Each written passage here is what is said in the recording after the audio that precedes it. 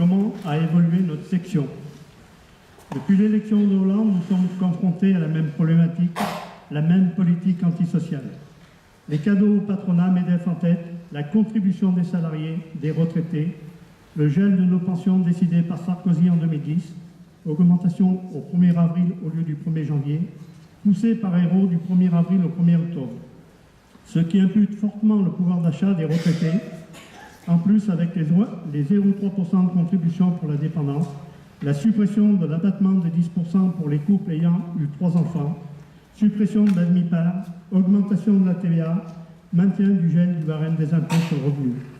Ces mêmes pensions sur le coût de la vie et non les salaires. Les retraités mis largement à contribution doivent dire stop. Ce MEDEF, parlons-en, il ne représente que lui-même.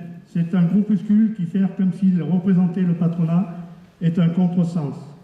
Comme s'il représentait l'entreprise et une imposture, M. Gattaz, votre syndicat appelé MEDEF ne représente en comptant très large à 8% des patrons de notre pays.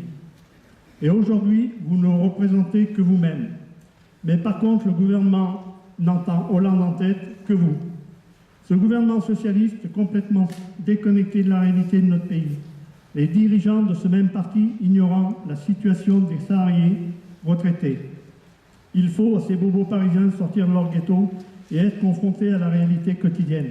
Au fil d'attente devant les organismes sociaux, secours populaires, restos du cœur et autres.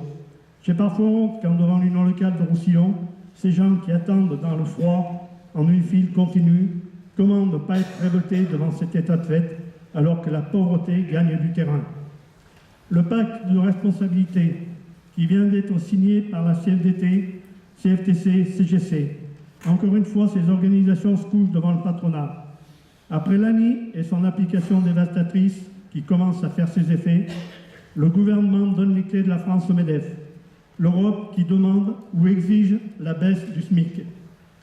Notre assemblée se tient à quelques jours d'une journée nationale d'action, le 18 mars prochain, à l'appel de la CGT, FO, FSU, Solidaire.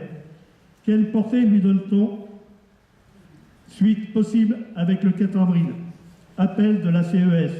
Le 3 juin, UCR, manifestation à Paris.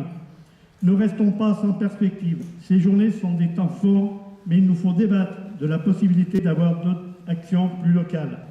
S'adressant à notre population, notre secrétaire général Thierry Lepan appelle à un printemps de mobilisation.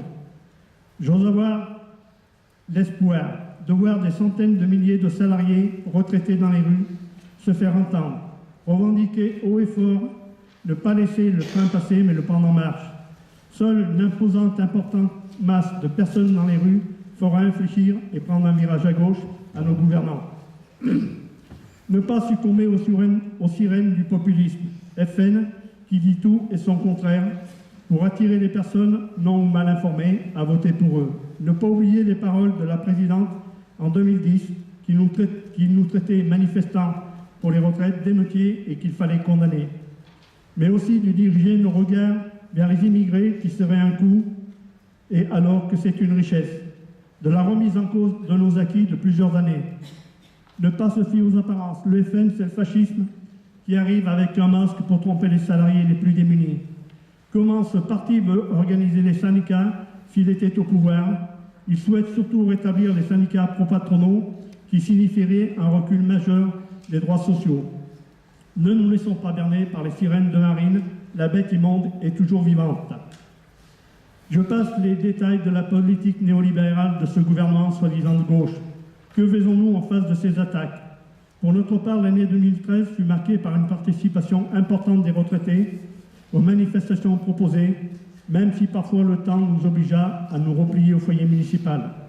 Mais la participation importante avec les actifs, 2 quarts à Roanne, pour les libertés syndicales, les 5 camarades qui étaient condamnés le 5 novembre 2013.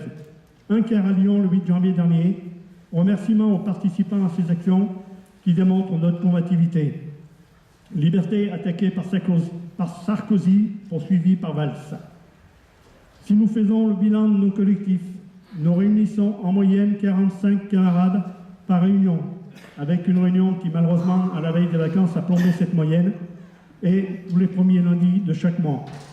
Une réunion avec Sidecos pour nous éclaircir sur la crise et le coût du capital, importante distribution de tracts sur les marchés, les grandes surfaces, interpellation de nos députés PS ou UMP, signature de la carte pétition UCR avec remise de 1773 en sous-préfecture le 20 février dernier.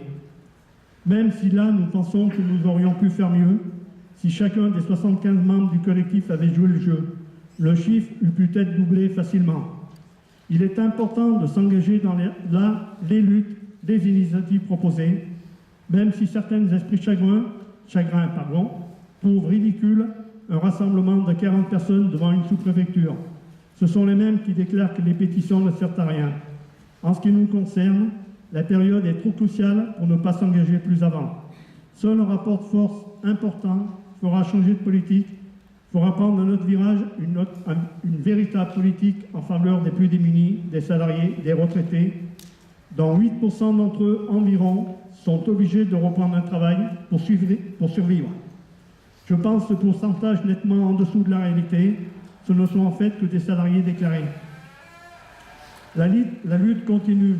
Le congrès de l'UCR se tiendra dans quelques jours à Saint-Étienne, a lancé une journée nationale de manifestation pour le 3 juin prochain, avec un grand rassemblement sur Paris. Les modalités de cette journée sont en cours de finalisation. Nous vous donnerons de plus amples informations dans les mois à venir. Dans ce bilan, ne pas oublier ce qui va moins bien.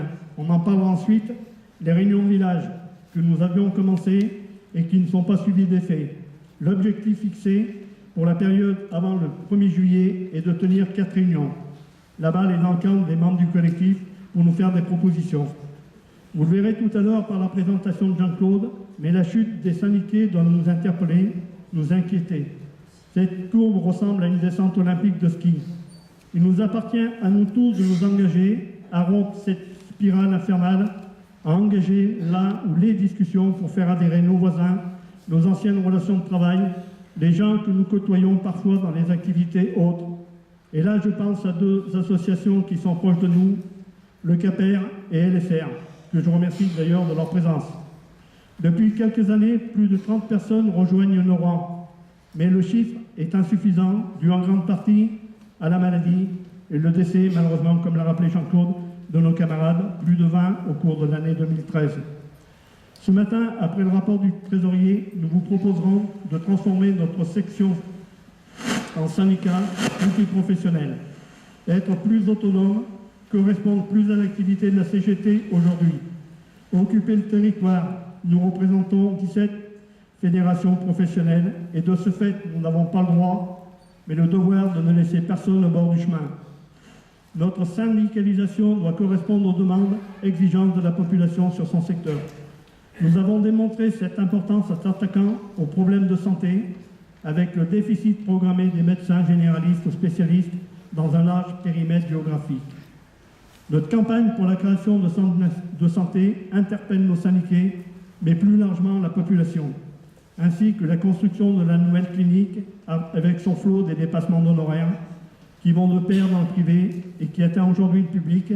Dire merci à Madame Bachelot et sa loi Hôpital Public Santé et Territoire, ce qui engendre des complications sérieuses des personnes ne se soignant pas ou très mal. Je ne m'étends pas trop sur le sujet. Pierre Rinaldi interviendra plus largement dans le domaine de la santé tout à l'heure. C'est son domaine, il en connaît. Avant de terminer, nous lançons aussi un appel à candidature pour intégrer le collectif. Nous avons toujours la possibilité de coopter, mais il est bien de le faire aujourd'hui. Besoin aussi de présence féminine ou de secteurs étant peu représentés. Je pense là à la santé par exemple. Dans le cadre de l'action du 18 mars prochain, un calendrier de distribution de tracts est en place. Merci de vous inscrire pour nous aider et que cette manifestation soit une réussite. Début de distribution mercredi 12 sur le marché de Roussillon, le 13 sur le marché du péage et le samedi 15 devant le magasin Carrefour. Une grande surface située à Salé-sur-Saône. Rendez-vous à 9h30 pour ces lieux cités et le rassemblement prévu à 10h, place de la République à Roussillon, pour faire de cette journée une grande manifestation. Je vous remercie de votre attention et je vous laisse la parole pour le débat. qui devrait nous emmener jusqu'à la pause aux alentours de 10h, 10h15, en sachant que vers les 10h moins le quart, je passerai la parole à 9h30, 10h moins le quart, je passerai la parole à Pierre Rinaldugi pour qu'il nous fasse son intervention sur la santé. Merci.